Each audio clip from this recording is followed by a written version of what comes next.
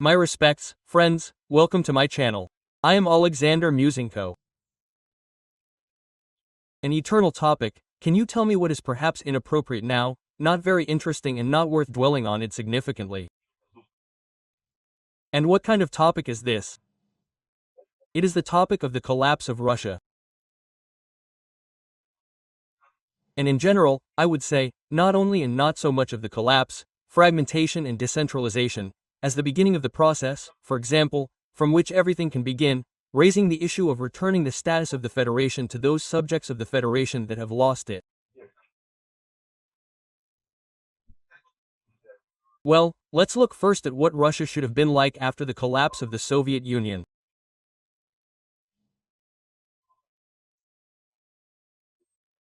It was supposed to be a real federal state with republics that have autonomous status, have their own elected authorities, have their own laws, certain regional ones that regulate the situation inside, and so on.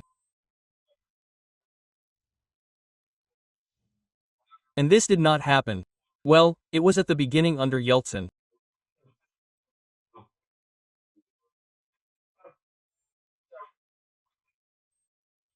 Then all this was rejected by Putin, and the Russian dictator began all the processes in order to build a rigid administrative authoritarian vertical, eliminating the elections of governors, actually depriving the republics and regions of their powers, putting them in nothing, openly humiliating and eliminating any opportunities there for regions and ethnic groups, many ethnic groups that live on the territory of today's Russia and that are subjected to systematic oppression and persecution, both for their national and territorial affiliation, and for political preferences.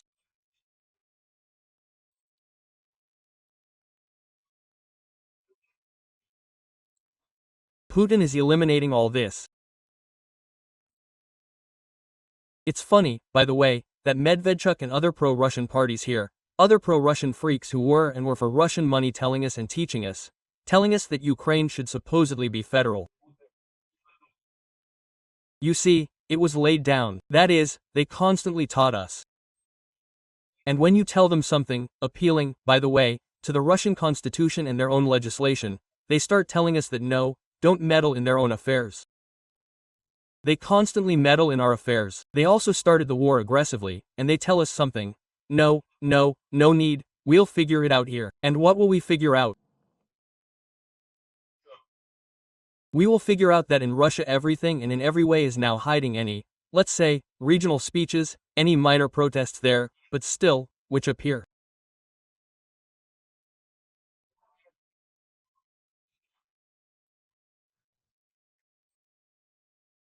Any separation and personification by the residents there, on the territory of Russia, of their role, their ethnic separateness, their political separateness, their different attitude to political development and how they see the further movement of Russia there in the future, and the like.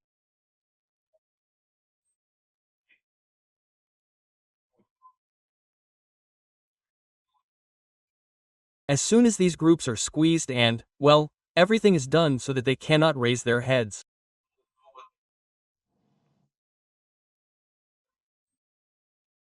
The head of Ukrainian military intelligence, Kyrylo Budanov, says that the scenario in which Russia will be divided into several parts is an unrealistic situation for 2025.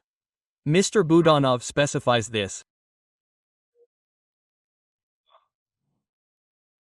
And what do you think, friends, not in the context of 2025, but in general? I know, perhaps some of you have already got tired of this topic and someone will say how much we can talk about it.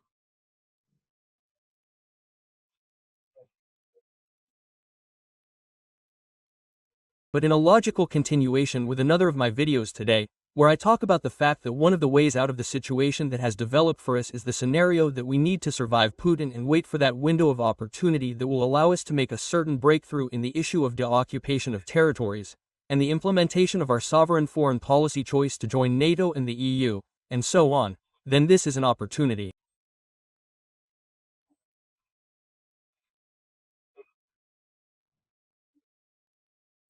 And in continuation of this same question, is there a system as stable in Russia as many are trying to say that there is nothing threatening there, that Putin has built? No, I don't see how in a state like Russia, you can provide something stable. Well, sorry, I'll never believe it. You won't convince me, You don't even need to. Don't believe it, different regions, a large number of different ethnic groups, economic problems, they are completely different in certain regions. Then this is simply forcing the regions. The center, Moscow, squeezes everything out of them. They squeeze all the juices, extract everything for their own comfortable, fashionable life, leaving insignificant taxes for this region. Excluding Kadyrov, whom Putin simply sponsors so that there is more or less relative stability in the Caucasus.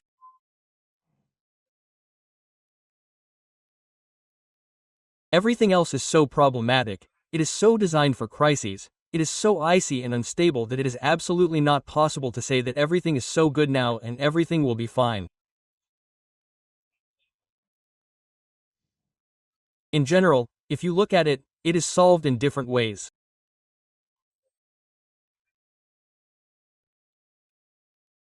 That's why states where there are so many different ethnic groups, different interests, different faiths, different ideas about the world in general, why were they built on the principle of a confederation from the very beginning, as was the case in the United States, where actually independent states decided to build a confederal union?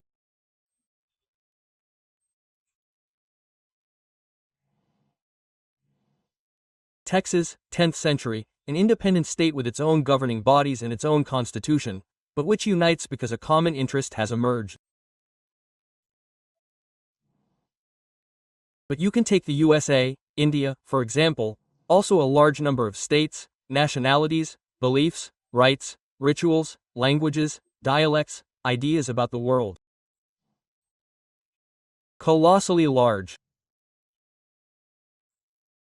And at the same time, the Federation, at the same time, there are significant autonomous rights for states and regions in making those decisions which they consider, concern and are socially important primarily within the borders of these states, within the borders of these regions.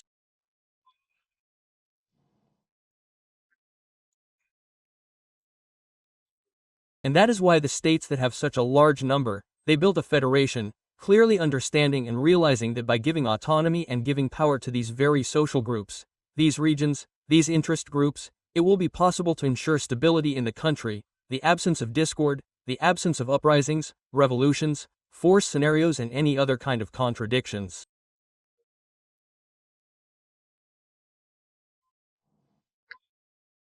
This is how, in fact, they approach this to ensure this. Putin does not understand this. If he understood, he would act in the same way. After all, he is jealous of the United States in many ways, and this is very often visible, let's say, with an unmasked eye from his numerous speeches. And then why doesn't he build the same system in practice? Yes, if you are jealous, show that you can build better what is being developed in America. No, and he acts in a completely opposite way. On the contrary, and this ultimately creates and will create significant problems, both in the Caucasus and in the regions of the Far East and beyond. And what factors can influence it? If we compare with the USSR was affected by chronic economic stagnation, ineffective centralized planning and the growth of the deficit weakened the economy of the USSR. What can we take from this for modern Russia? Central planning is ineffective, and the economic situation is deteriorating. After all, with all the sanctions, if they were not treated critically and despite the fact that there are currently not enough of them, but despite all this, it has a certain economic effect. Nationalist movements are Ukraine, Lithuania, Latvia and Estonia. Today, these movements can be movements in the republics. Putin suppresses this, but still, the analysis of the Atlantic Council, popular in the USA, called one of the scenarios for the future of Russia, disintegration, chaos, civil war, and the disintegration of the country along ethno-national lines. In this scenario, regions such as Chechnya, Tatarstan, Sakha, Yakutia, Bashkortostan, Dagestan, Buryatia, Taiva, Kalmykia and Karelia may strive for independence, which will potentially lead to civil war and territorial fragmentation.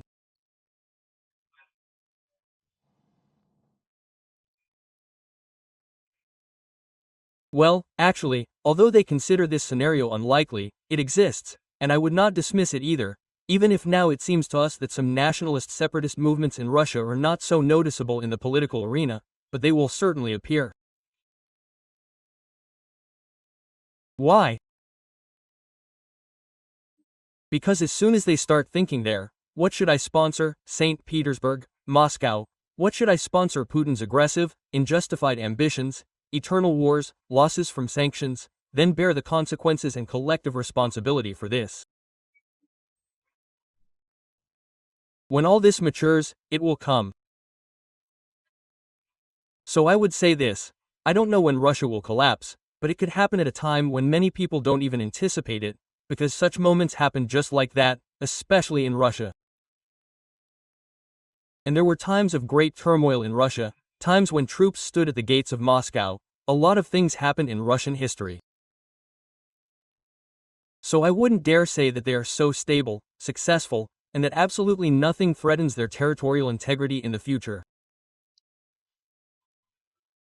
Well, we have to work to speed up this process. Take care of yourself and glory to Ukraine.